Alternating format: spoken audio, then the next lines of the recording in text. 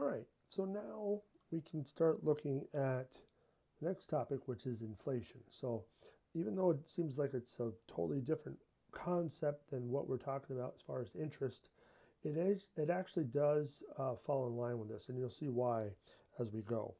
So let's just kind of read through this just to make sure we're all up to speed on what inflation is. So when more and more money is needed to buy certain goods or services, the resulting increase in the cost of living is called price inflation, or just more simply inflation. The Consumer Price Index, the CPI, is a record of prices people paid for certain items such as food, housing, automobiles, food, and clothing from year to year. Generally speaking, if price levels go up from one year to the next, it can indicate inflation. However, if price levels go down, then it can indicate deflation. A brief period of minor deflation, along with a general economic slowdown, is usually called a recession. So, I mean, you've obviously heard that in the news and whatnot a lot. So that's how that happens. So although we can apply compound interest to give periodic price levels, it is more appropriate to view them via continuous compounding, as it will show gradual fluctuations over time. So that's the major difference between inflation and compound interest. So compound interest is periodically adding up or adding the interest into the principal out as you go. But that's kind of a choppy, you know, increase and decrease, over time. With inflation, they look at it at every fraction of a second, and they're always compounding it every fraction of a second. So it's always adding to it, and you can see it very finely moving up and down and whatnot. So that's kind of the major difference. So the way to think of it is it's continuously compounding. So, it's not compounding at 365 or something like that. And because of this, we have to use a different formula. So we're going to introduce a new variable as well. So future value for continuous compounding. If an initial deposit of P dollars, so P is still the same, earns continuously compounded interest at an annual rate of R, so same idea, for a period of T years, same idea with T, then the future value A, so A is still always future value, is calculated as follows. A equals PE, and I know it's hard to see, but there's an R and a T there. So PE to the RT, think PERT, like the shampoo. So, so PERT is what you're going to use for continuous compounding. Now, the million-dollar question is, what is E? Well, a mathematician by the name of Euclid he discovered this variable, this constant, I should say, 2.727, and I want to make sure I get it right. So let me see if I can find it on here. So let's see. Now, if you have a calculator like this, there's an ln button, and then there's an e with an exponent of x, usually in there. That is what we're going to be looking for. So if I want to know what E is, all I have to do is put in the number 1, because that's the exponent I want to use, and then I'm going to hit second ln. And so I was a little bit wrong.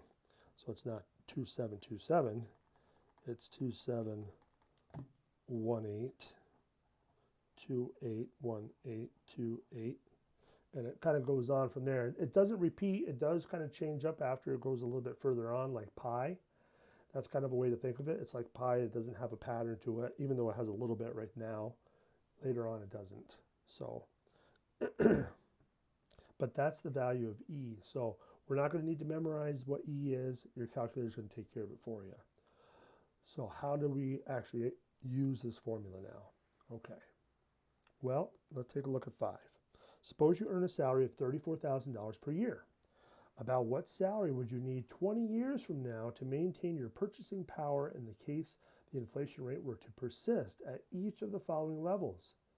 So a 2% inflation rate between now and 20 years from now. What would that do to your salary? Well, this formula is going to figure it out for us. So if we start off with our 34,000, that's going to be our P. E is a constant, that's in your calculator. And then we got our rate, which is the 2%, so we still want to change that to a decimal. And the time is in years, and that's 20. So we want to do the same thing we did before. So we want to first figure out what this exponent is going to be. So let's multiply that out first. Now, if you have a scientific calculator or excuse me, a graphing calculator, you can type it all in one line. So I think I'll pull out the graphing one and show you how to do it on that as well. But for this calculator, we got to start with the exponent. So 0.02 times 20 equals 0.4. So now we need to make that the exponent with the base of e. So we want to make sure we use this button. So we got to hit second and that button, and so that's what that's equal to. So that takes care of all of this piece. 1.491824 blah blah blah. That's all of this. So now we just have to take that number and multiply it by this number, and then we're set. So if we times it by 34,000, that's our answer. So 50,722.04. 50,722.04.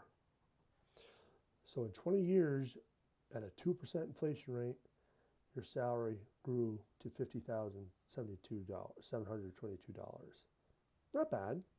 That's with a 2% though inflation rate. What happens if you have a little bit higher one? Well, if it's 13%, which is pretty high, wait till you see this one. So 0.13 still times 20 years.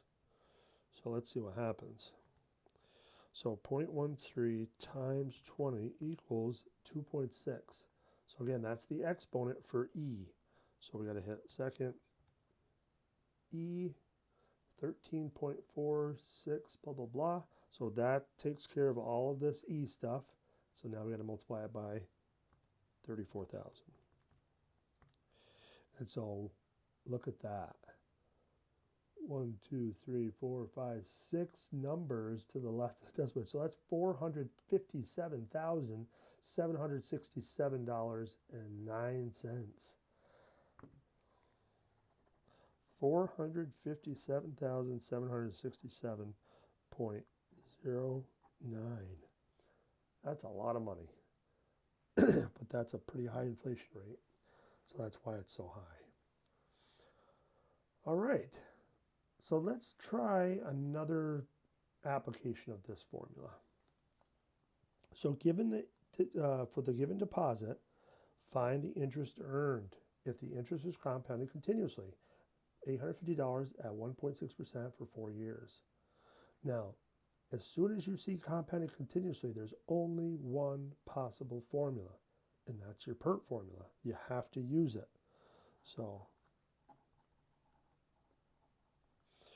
But we got to just make sure we're plugging the numbers in the right spots.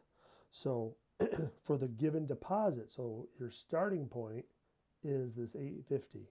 So that is your P. You have an interest rate, so we got 0.016, and for 4 years. So we got to just crunch all that down.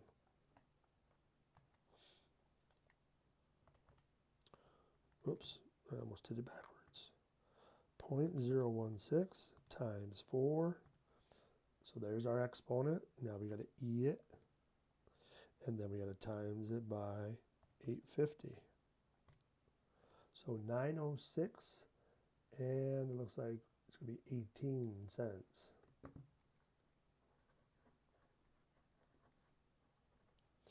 So, is that our answer? Ooh, wrong one. I get my buttons messed up again. Yeah, that's not it. Remember, A is the future value. That includes the interest and the original deposit. So if we want just the interest, what are we going to do to that? We got to take away that initial deposit.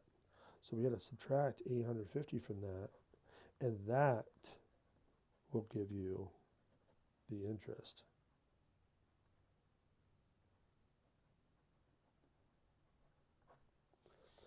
All right, so be careful. that same formula we had from before works. We had A equals P plus I. Well, we can rework this and write this. If we subtracted P from both sides, we'd get A minus P equals I.